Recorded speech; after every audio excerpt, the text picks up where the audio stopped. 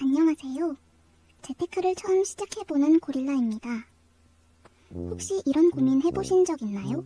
월급날엔 통장을 보며 잠깐 기분 좋다가 며칠 지나면 다시 통장이 되어 있는 그런 느낌. 그래서 이런 생각이 들죠. 아니, 월급에서 도대체 얼마를 저축해야 되는 거지? 보통은요, 50, 30, 20 법칙이라는 걸 많이 얘기해요.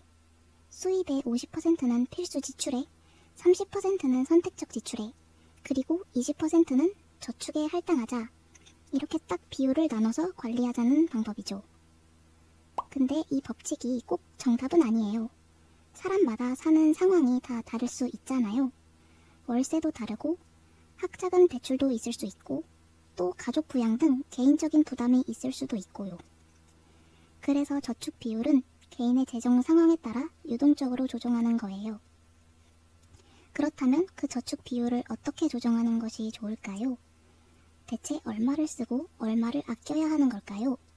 재테크의 시작이 막막하시다면 그 방법을 하나씩 같이 알아가 봅시다.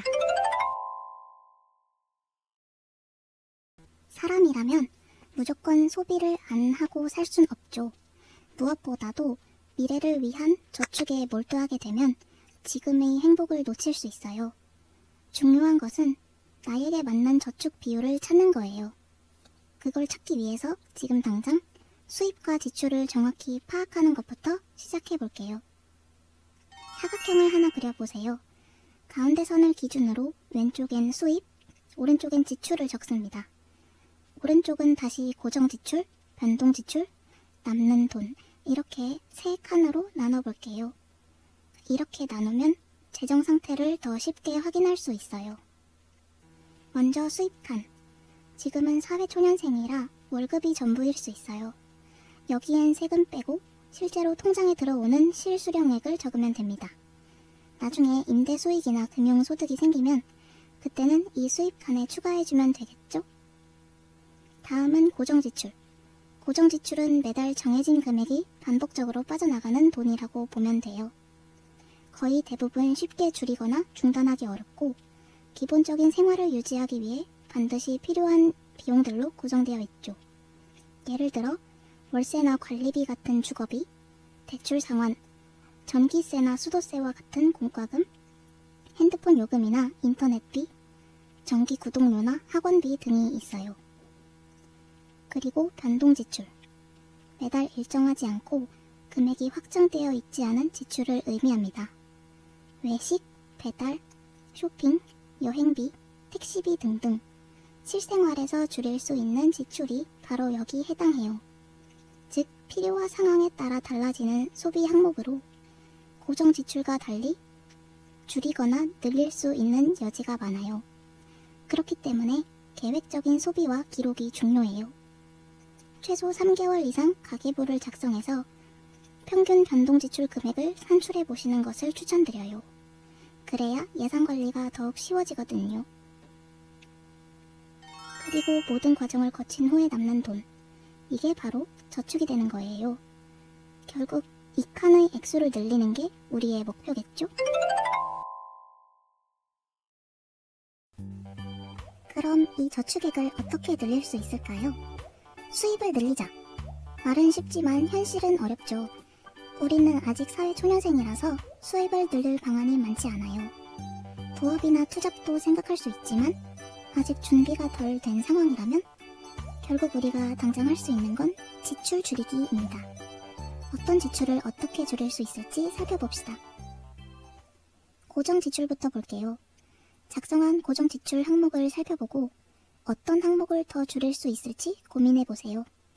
예를 들어 월세가 많이 나가는 집에 살고 있다면 월세가 더 싼 곳으로 이사하는 방법도 고려해볼 수 있겠죠. 또는 저렴한 요금제로 바꿔 통신비를 절약한다거나 일상생활에서의 절약을 통해 관리비를 소소하게 아낄 수 있어요. 특히 이 부분에서 많이 간과하시는 부분이 바로 전기구독료입니다. 평소에 느끼지 못하지만 자세히 보면 매달 빠져나가고 있는 비용이에요. 혹시 OTT 구독 진짜 다 쓰고 계세요? 넷플릭스, 웨이브 등등 다 구독 중인데 보는 건 하나뿐인 경우가 참 많죠. 업무에 필요한 구독 서비스 외에 흥미 위주의 서비스를 구독하고 있다면 이런 것부터 줄여보세요. 그리고 진짜 중요한 건 변동지출이에요. 우리가 기억해야 할 건 풍요롭게가 아니라 인간답게 사는 거예요. 정말로 내가 좋아하는 것 위주로 돈을 쓴다면 꾸준히 발전시켜 전문성을 갖추고 추후 부업의 기회로 삼을 수도 있을 거예요. 즉흥적인 소비, 그리고 남들을 따라 유행을 쫓는 소비는 줄이는 것이 좋아요. 작은 습관 몇 가지만 바꿔도 꽤 큰 변화를 가져올 수 있어요. 예를 들어 월급 받자마자 저축 먼저 하고 남는 돈으로 한 달 살아보기. 이걸 선저축 후소비라고 하는데요. 쓰고 남은 돈을 저축하는 것보다 충동 구매를 줄일 수 있어요. 그리고 신용카드 대신 체크카드 쓰기. 신용카드는 쓸 땐 부담이 없는데 나중에 후폭풍이 오잖아요. 체크카드는 바로 내 통장에서 돈이 빠져나가니까 쓸 때마다 한 번 더 생각하게 되면서 돈을 덜 쓸 수 있어요. 또 하나, 장바구니 미루기. 뭔가 사고 싶을 때 바로 사지 말고 일단 장바구니에만 넣어보세요. 하루만 지나도 이거 꼭 필요한 거였나? 싶을 때가 많아요. 이런 방법으로 충동 구매를 줄이고 꼭 필요한 소비만 할 수 있어요. 그럼 도대체 얼마 쓰고 얼마 정도 저축하면 좋은 걸까요? 사실 정답은 없어요. 말씀드렸다시피 사람마다 재정 상황이 완전히 다르니까요. 하지만 기준이 될 수 있는 예시는 있어요. 예를 들어 3가지 유형을 보여드릴게요. 첫 번째는 보편적으로 권장되는 형태예요. 고정지출이 절반 정도, 저축과 변동지출이 각각 25% 정도죠. 이럴 땐 고정지출을 조금 더 줄여보는 것을 목표로 삼으면 좋아요.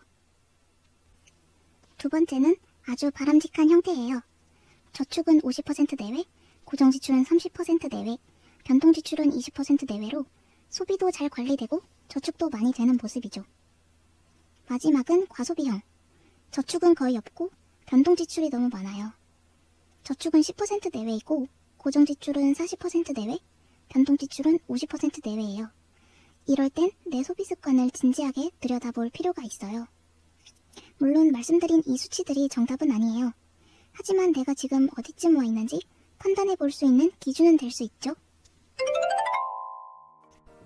자, 오늘 내용 정리해 볼게요.